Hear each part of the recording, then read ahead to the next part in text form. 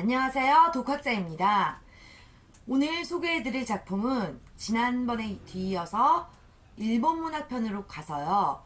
무라카미 류라는 작가의 한없이 투명에 가까운 블루라는 작품을 소개해드리고자 합니다. 우선 이 소설은 미리 말씀드리자면 굉장히 야하거든요. 그래서 제가 이 책을 처음 서점에서 발견한 게 2001년도 당시인데, 그 당시에 서점에 이 책이 어떤 식으로 판매가 되고 있었냐면, 커버가 씌워져 있고 비닐로 그 커버에 빨간색 딱지로 19세 미만 구매 금지, 구입 금지 딱지가 붙어 있었어요. 그래서 이 책을 뭐 누가 뜯어볼 수도 없게, 뜯으면 티가 나니까 찢어진 게. 그래서 뭐 그 주민등록증을 내고 사야 돼요, 책을 사려면. 그러니까 그랬던 기억이 있습니다. 재밌는 그런 책이죠, 아주. 그래서 이 소설은 일단 19금이고요. 그 다음에 이 책은 또 하나 특징이 있다면 줄거리가 없습니다. 그러니까 보통 문학 작품 소설들이 뭐 어떤 발단, 전개, 위기, 절정, 결말의 구조로 이렇게 사건이 구성되는 것과는 반면에 이 책은 그 주인공의 일상이 나열돼 있어요. 그러니까 뭐 하고 놀았다, 무슨 음악 들었다, 누구랑 무슨 대화를 했다, 이게 전부입니다. 그래서 뭐 굵직굵직한 사건 줄기도 없고 그냥 고만고만한 일상을 다룬 그런 소설인데, 그 일상이 너무나 파격적이고 충격적이라는 게 그런 특색이 있는 거죠.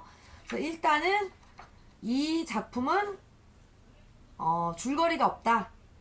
그러나 이 작품을 굉장히 명작으로 취급하게끔 만드는 건 바로 문장력의 힘인데요. 무라카미 류의 문장들이 매우 섬세하고 심오하고 매우 아름답습니다. 그 중요 문장에서도 보여드렸듯이 문장이 굉장히 날카롭고 섬세하거든요.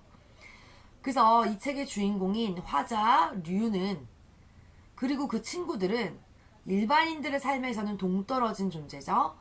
그렇게 동떨어져서 허무주의적이고 아주 아무런 그러니까 개념이 없다고 말하죠, 요즘 말로. 개념 없이 하루하루를 마약과 섹스와 음악에 탐미해서 그렇게 하루를 나날을 소비하는 그런 좀 잉여적인 인간들인데요.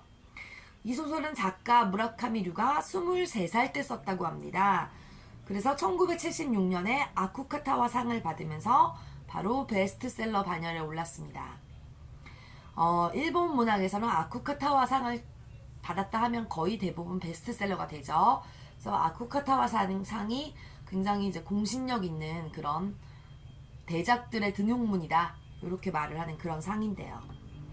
일각에선 이 작품을 일본 전후 세대들의 그런 허무감과 상실감을 그렸다라고 역사 철학적 맥락에서 분석과 비평을 하기도 하는데요.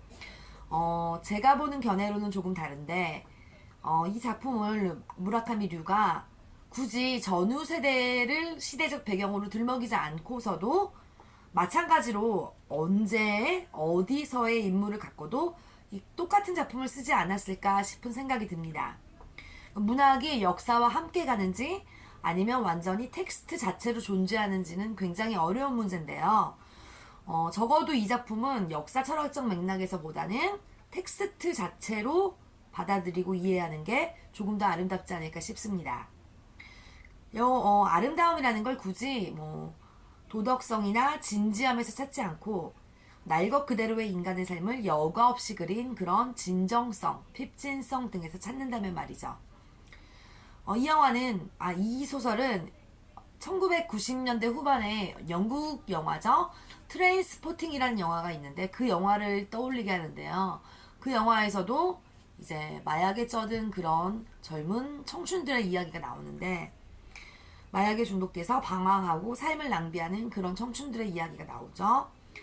그러니까 그 시절에 세기 말에 아무래도 마약이 조금 여러 가지 문학이나 영화의 소재로, 테마로 굉장히 급부상했던 시절이 있습니다. 그 시절에 그런 기류를 타고 이 무라카미 류의 한없이 투명에 가까운 블루가 우리나라에 수입이 된 건데, 사실 마약은 이미 문학에선 진부한 소재죠. 그리고 아주 뭐 영화에서도 그렇고 문학에서도 그렇고 마약은 전통적이고도 더 이상은 새롭게 해석될 여지가 없는 그런 소재 중 하나인데요.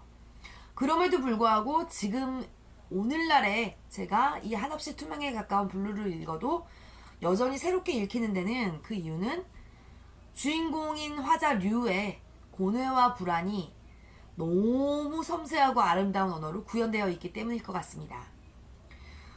이 작품의 그 심각한 너무 충격적인 성적인 묘사와 마약 묘사, 이런 거의 포르노그라피에 가까운 이런 작품이요.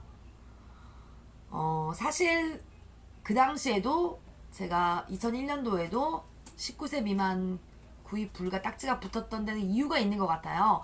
제가 보기에도 이 작품은 반드시 성인이 된 이후에 읽어볼 것을 권하는데요. 사실 문학 작품으로 인해서 어린 시절에 가치관이나 세계관이 형성되는 경우가 굉장히 허다하죠. 그래서 이 작품은 어린 나이에는 절대로 보지 말 것을 제가 권유드리고요. 하지만 이제 대학을 가고 성인이 됐을 때는 읽어봐도 좋지 않을까 싶습니다. 다만 제가 여기서 이 작품을 소개하는 이유는 무라카미 류라는 작가가 동시대의 일본 문학을 논함에 있어서 절대 빠뜨릴 수 없는 그런 중요한 작가고, 일본의 가장 권위 있는 문학상인 아쿠카타와상을 탔다는 점 때문입니다. 처음에 저도 20대 초반에 이 책을 처음 접했을 때 굉장히 역겨웠어요. 솔직히 말씀드리면 역겹고, 뭐 이런 게 문학이야? 막 이런 생각이 들었거든요. 이것도 책이라고 썼어? 뭐 이런 생각이죠. 근데 그 당시에 느꼈던 그런 역겨움이나 혐오감이 지금 나이를 먹고 나서 다시 보니까 역겹지 않게 느껴지고 오히려 아름답다고도 느껴지기까지 하는데요.